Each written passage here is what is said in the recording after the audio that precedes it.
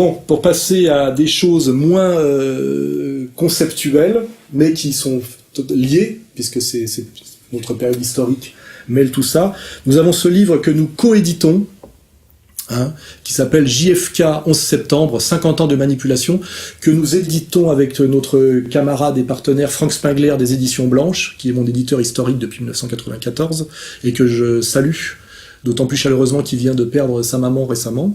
Voilà. Alors c'est un livre passionnant, parce que c'est un livre comme aujourd'hui il est de bon ton de critiquer la théorie du complot, et certains petits traîtres parlent aujourd'hui du danger des conspirationnistes. Le vrai fléau, c'est le conspirationnisme, c'est-à-dire cette transformation de la vision du monde, la fausser à la base pour que les gens et les naïfs puissent s'y perdre et reconsidérer tous les événements de la réalité. Il y a une exploitation de la Shoah, mais il y a aussi une exploitation du 11 septembre. Donc à partir du 11 septembre, ils ont créé une nouvelle génération de jeunes gens d'abord, puis ensuite de moins jeunes, qui pensent que, évidemment, c'est pas Al-Qaïda, et si c'est Al-Qaïda, c'est de toute façon la CIA. C'est un livre qui vous explique par les faits et des sources entièrement prises chez les Américains, et toutes valides, que effectivement le combat politique entré au lieu, et notamment le combat politique qui amène cette hégémonie impériale du nouvel ordre mondial que l'on subit aujourd'hui et qui n'est pas un fantasme, est en fait un travail de complot permanent. Et ce livre en retrace l'histoire depuis l'assassinat de Kennedy, car je pense que même le petit Nab n'ira pas que Kennedy a été assassiné, et probablement pas par le seul Lee Harvey Oswald, que derrière il y avait bien un complot politique. Donc un livre qui nous raconte toutes les opérations sous faux drapeau et les manipulations de l'impérialisme, on va dire, américain et américano-sioniste, on va dire même anglo-américano-sioniste, de l'assassinat de Kennedy à la manipulation du 11 septembre. Voilà. Et ce livre est incroyablement intéressant parce qu'il est entièrement factuel, entièrement sourcé, écrit par un monsieur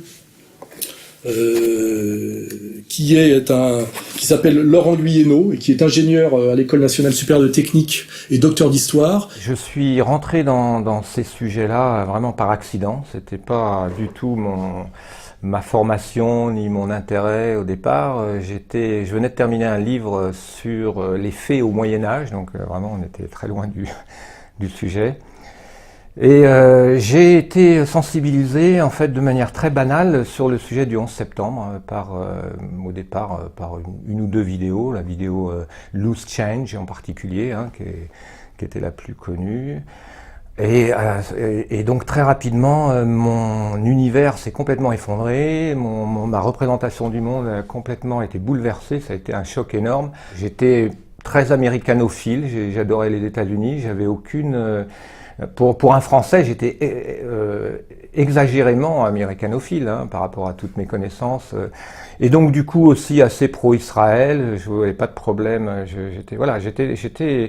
Donc j'ai été à la fois effaré par ce que je découvrais et puis en même temps effaré par ma propre naïveté. Un type qui est sur l'exactitude, qui n'est pas du tout un idéologue et un farfelu et un allumé, un type discret et un énorme bosseur. Il est arrivé un moment où je me suis dit il faut que je contribue à cette recherche. Donc mon ambition au départ était essentiellement de rassembler un peu l'essentiel, de faire le tri entre ce qui me paraissait sérieux, et puis de faire un condensé. Je me suis dit le public français ne peut pas creuser tout ça, enfin quelqu'un qui n'est pas anglophone ne peut pas creuser tout ça, la recherche vraiment de pointe se fait en anglais, donc je me suis dit ma contribution ça va être d'essayer de présenter au public français un condensé, voilà, qui permet de bien comprendre les étapes, les acteurs clés, et puis le lien entre Kennedy, puisque finalement, je pense que pour vraiment comprendre comment on est arrivé au 11 septembre, il faut remonter à Kennedy, qui est quand même un tournant clé de toute cette histoire.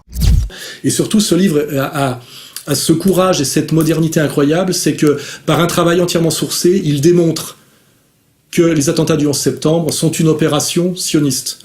Quand on creuse un peu, on s'aperçoit assez rapidement qu'il y a quand même des choses très troublantes.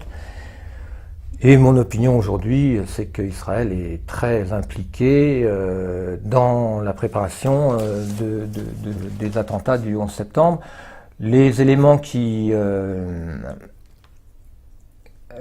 les plus probants qui permettent d'étayer cette accusation, c'est d'une part le fait que peu avant le 11 septembre et peu après, on arrête 200 environ espions israéliens, des jeunes Israéliens qui sont tous des militaires, des spécialistes en explosifs, des spécialistes en espionnage, enfin bref. Et donc c'est la plus grande arrestation d'espionnage israélien sur le sol américain. Il y en a eu d'autres, il y a toujours eu des tas d'espions israéliens en Amérique, mais là on a 200 espions arrêtés. Le jour même. Peu avant, dans les mois avant et dans les mois après. Derrière, c'est le Mossad, hein, avec bien sûr des complicités américaines, puisque l'Empire est anglo-américano-sioniste. Donc si on part de ce principe-là, moi je dis, de toute manière, le 11 septembre, tout le monde est d'accord que c'est les non-conservateurs.